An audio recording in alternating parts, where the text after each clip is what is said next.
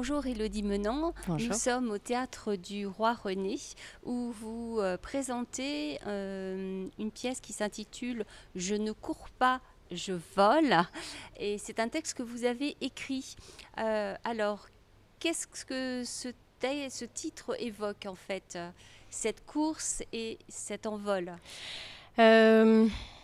Pour moi, c'est un peu une métaphore de la vie, enfin de ce que j'aimerais pouvoir ressentir dans ma vie, c'est-à-dire quand on réalise certains rêves, on a l'impression d'être un peu en lévitation et de survoler. On se sent tellement bien quand on connaît la griserie, quand on connaît la transcendance, comme on dit dans la pièce, quand on peut réussir à atteindre certains objectifs qu'on s'était fixés et qui étaient vraiment des rêves dans notre petite tête et qu'enfin ça se concrétise. Il y a cette sensation de légèreté et de je vole, ouais, d'envol, de plénitude. De plénitude. Et le sujet de la pièce met en scène quand même donc des athlètes qui ont tous... Enfin, pas seulement, parce qu'il y a aussi les familles, la famille d'une des athlètes qui est un peu le fil conducteur, un peu émotionnel, puisqu'on suit cette famille. Mais ce sont des athlètes, donc des gens qui essayent de performer, qui sont dans la compétition. Est-ce que vous pouvez... Pourquoi ce choix de thématique ? Y a une petite partie autobiographique parce que quand j'étais jeune, j'étais une grande asthmatique et que mon père m'a dit de courir pour pouvoir enlever mon asthme. Et c'est ce que j'ai fait. Ça n'a pas été simple, mais ça a marché. Et ensuite, ma mère, elle travaillait pour la marque de sport Reebok et elle était donc le sponsor de Marie-Josée Pérec. Et elle a eu la chance de suivre Marie-Josée Pérec sur les 3 Jeux Olympiques.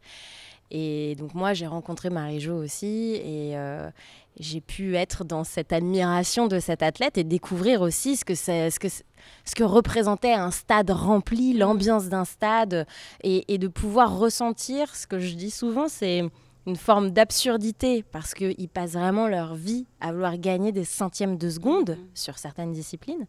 Et en même temps, c'est fascinant de voir à quel point ils sont capables de se surpasser, à quel point le mental a une importance extrême, comment on travaille ça, comment réussir à être toujours plus performant, à aller chercher le détail, à être dans la précision. Et c'est quelque chose qui m'inspire également dans mon travail de comédienne. Moi, j'aime pouvoir... travailler l'aspect corporel, donc c'est pour ça aussi que dans la pièce on est très engagé physiquement, mais j'adore tout ce qui est la précision. Et Johanna Aboyer, qui est la metteuse en scène, elle est formidable également pour ça parce que tout est chronométré, millimétré. On a des repères, on a des timings extrêmement précis. Et dès qu'on se décale de ça, on a l'impression que ça remet en question toute la pièce. Alors, ce n'est pas toujours le cas.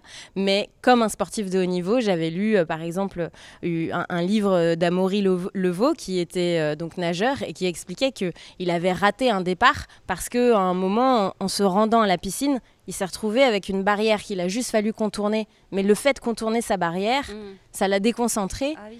Et ça a fait qu'il a raté son départ. Oui, et des petits détails comme ça, nous, on ne le subodore pas dans la vie de tous les jours. On n'imagine pas que ça peut être ce petit caillou qui vient déstabiliser l'ensemble. Et nous, sur scène, parfois, c'est exactement ça. On n'a pas le bon top de musique, on n'a pas... on bafouille sur un mot. Et ça y est, notre esprit est accaparé par cette erreur. Et le reste devient beaucoup plus fragile.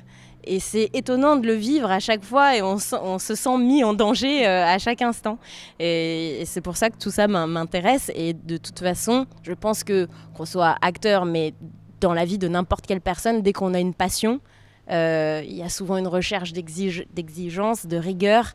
Et que ces thèmes-là, c'est ce que je voulais traiter. La passion, d'où vient la passion et pourquoi on est animé de ça? Est-ce que c'est un héritage familial? Est-ce que ce sont vraiment nos choix? Et c'est vrai que d'être passionné, c'est quand même exceptionnel pour pouvoir se sentir libre et vivre pleinement et aimer la vie. Et dans le spectacle, on ressent véritablement une grande connivence entre tous les interprètes. Donc on retrouve les mêmes qui ont fait le succès de la pièce précédente, où vous avez des nouveaux interprètes. Non, la pièce précédente, c'était Est-ce que j'ai une gueule d'Arletty? Oui, c'est ça. Ouais, et on était 4 comédiens, mais c'était pas les mêmes. D'accord. Là, c'est vraiment une nouvelle équipe parce que ça demandait d'autres compétences physiques. Ça me semblait aussi important qu'on ait des différences de couleur de peau, des différences d'origine. Ça représente le sport et puis voilà, ça me plaisait de pouvoir avoir une diversité. Et en effet, fallait des danseurs avec une compétence vraiment spécifique. Donc c'est pour ça que on a fait des castings. Et puis après, il y a toujours les âges, etc. Mes partenaires sur Est-ce que j'ai une gueule d'Arletty, je les adore et j'aimerais pouvoir retravailler avec eux. Mais là, ils correspondaient moins au rôle qu'on recherchait. Bon, c'est comme ça. J'espère que je les retrouverai sur les prochains. Et donc, oui, cette connivence, vous l'avez travaillée. Comment vous avez fait? Parce que c'est un spectacle, vous le disiez, qui est extrêmement rythmé, avec de l'émotion, aussi de l'humour. Et comment vous avez fait que justement cette étincelle, ça prend, quoi? Je pense que ça, c'est tout le talent de Johanna Boyer. C'est comme elle imagine des mises en scène qui sont toujours extrêmement dynamiques avec des changements de décors rapides. Et moi, dans mon écriture, ce sont des scènes qui peuvent être assez courtes, qui s'enchaînent, où on est dans des décors, normalement, enfin des lieux différents, avec beaucoup de changements de rôle. Ça donne cette vivacité. Et nous, ça nous oblige à être extrêmement connectés les uns aux autres parce qu'on est dépendants les uns des autres. Moi, quand je ne suis pas sur scène, je suis en train de les aider derrière à se changer. C'est vrai que ça va vite. Ça va très vite. Oui. Ils ont des changements de costumes qui sont extrêmement rapides. Et donc derrière, on est des petites fourmis à agir pour qu'eux puissent être sur scène et vice-versa. Et ça crée cette connivence. Voilà, cette cohésion. Que le spectateur ressent parfaitement. Tant mieux. Je vais vous remercier beaucoup et merci à vous. Et pour cet entretien accordé à M. Lassène. Et donc, on va rappeler que le spectacle s'intitule « Je ne cours pas, je vole » au Théâtre du Roi René. Ouais. Et je vais vous laisser redire l'heure qui est très importante. C'est à 16h15. 16h15. Et les relâches peut-être tous les lundis. Tous les lundis. Donc, c'est parfait, tout le monde a compris. Et une petite précision, si je peux me permettre, j'aime bien pouvoir le rappeler parce que souvent les gens pensent que c'est un spectacle que sur le sport et les gens qui n'aiment pas le sport n'ont pas envie d'aller voir ce spectacle. Et c'est ça qui est magique, moi je voulais pouvoir m'ouvrir à tout le monde, c'est le décor, mais c'est pas... les personnes souvent me disent c'est fou, moi le sport ça ne m'intéresse pas. Et là, parce qu'il y a l'histoire de la famille, parce qu'il y a toute l'histoire de cette jeune fille de Julie Lénard, vous nous emportez malgré tout. Et je ressors et j'ai presque envie d'aller me mettre à faire du sport, moi qui déteste ça. Donc je pense que c'est bien de le rappeler. Oui, c'est bien, vous avez raison, c'est ce que je disais. Il y avait le fil rouge, c'était l'histoire de cette jeune fille, de sa famille. Mais vous avez raison de le rappeler.